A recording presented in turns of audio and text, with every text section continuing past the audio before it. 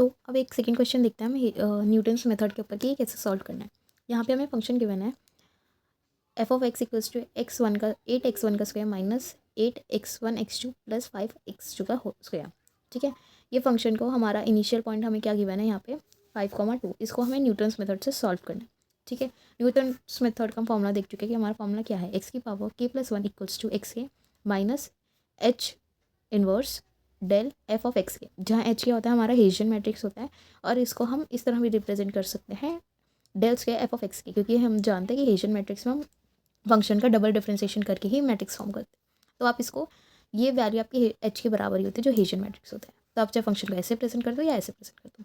ठीक है, ये हमारे न्यूटन्स मेथड का फॉर्मूला होता है जो हमने फर्स्ट क्वेश्चन में भी देखा था। तो इनिशियल पॉइंट हमें गिवन है 5,2 यानी कि k0 हो गया, मतलब कि हमें k1 निकालना है, सॉरी इसका मतलब हमें x1 निकालना है। तो x1 की वैल्यू क्या होगी न्यूटन्स मेथड से, x0 minus H inverse del F of x0।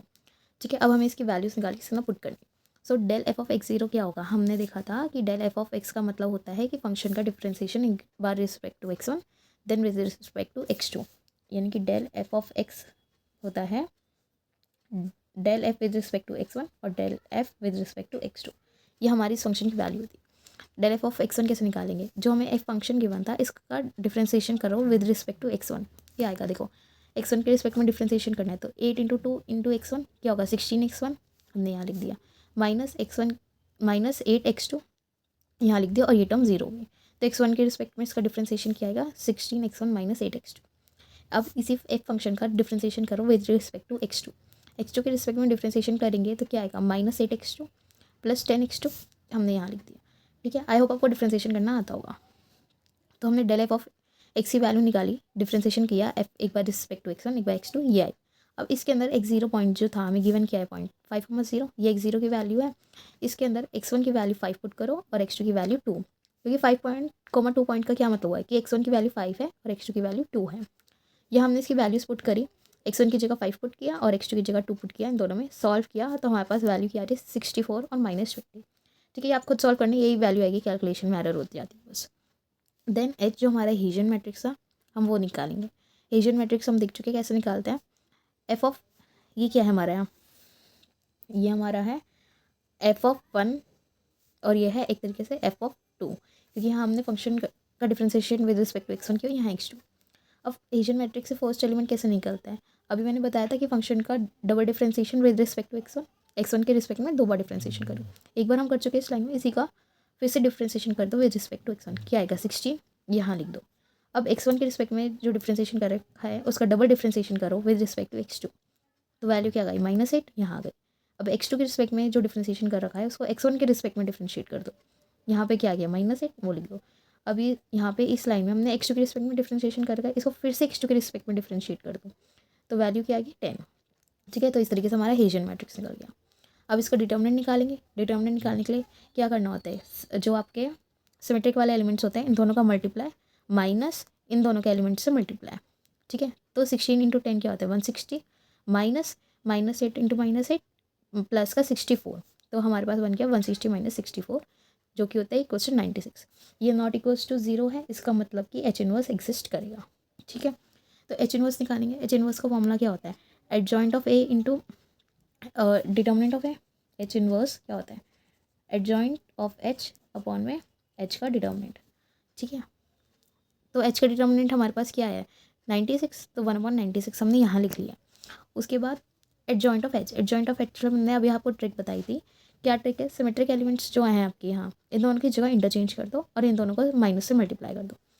तो 16 की जगह 10, 10 की जगह 16, ये देखो यहाँ आ गए एलिमेंट्स, और -8 को माइनस से मल्टीप्लाई कर दो तो 8, ये हमारा एडजॉइंट ऑफ एच आ गया।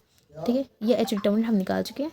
सॉल्व करेंगे तो एच इनवर्स आ गया। ठीक है, अब यहाँ से x0 हमें पॉइंट क्या गिवन था इनिशियली 5,2, यानी कि हमारी x0 की वैल्यू है, तो इसको मैट्रिक्स फॉर्म में रिप्रेजेंट करने के लिए हमने यहाँ लिखा 5,2। ये कैसे बना दिया हमने 2x1 मैट्रिक्स बना दिया।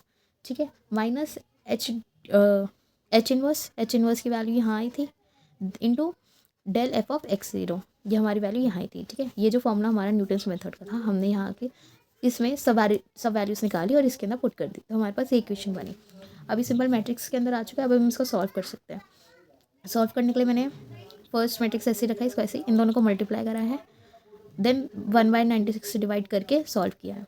ठीक है, सिंपल सॉल्व है कैसे किया। एक बार मल्टीप्लाई भी बता देती हूँ मैं सिंपल आपको, तो आपको ईजी रहेगा। मैट्रिक्स हम इसको और इससे मल्टीप्लाई कर रहे हैं। ठीक है, ये कैसा मैट्रिक्स है 2x2 और ये मैट्रिक्स है 2x1। तो अब जो नया मैट्रिक्स बनेगा वो कौन सा बनेगा 2x1 मैट्रिक्स बनेगा कि 2 रो और 1 कॉलम। ठीक है, मल्टीप्लाई करने के लिए क्या करेंगे, इसका फर्स्ट एलिमेंट इंटू इसका first element minus this into this, sorry multiply करने के लिए क्या करेंगे, फर्स्ट एलिमेंट इसका फर्स्ट एलिमेंट इंटू इसका फर्स्ट एलिमेंट प्लस इसका first second element multiply by इसका सेकंड एलिमेंट। मतलब कि क्या हुआ 10 मल्टीप्लाई में 64 क्या हुआ 640 प्लस 8 इंटू -20 क्या हुआ -160, ये बन गया। ठीक है, ऐसे ही हम सेकंड रो के ऐसे निकालेंगे कि 8 इंटू 64 प्लस 16 मल्टीप्लाई में -20, तो ये वैल्यू आ गई। इसको सॉल्व करेंगे, ये वैल्यू आ गई, ऐसे ही मल्टीप्लाई करके हम निकालेंगे। तो बेसिकली x1 जो हमें निकालना था उसकी वैल्यू क्या आ रही है हमारे पास 0 0। हमें x1 ही निकालना था, तो हमें पता लगी कि x1 की वैल्यू 0 है जब हमारा x0 जो इनिशियल पॉइंट गिवन था वो 5/2 गिवन था। ठीक है, तो इसी तरह आपका न्यूटन्स मेथड होता है, बहुत सिंपल है।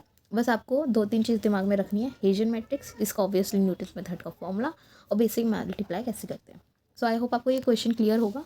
कोई डाउट हो तो मुझसे कमेंट सेक्शन में पूछ सकते हैं।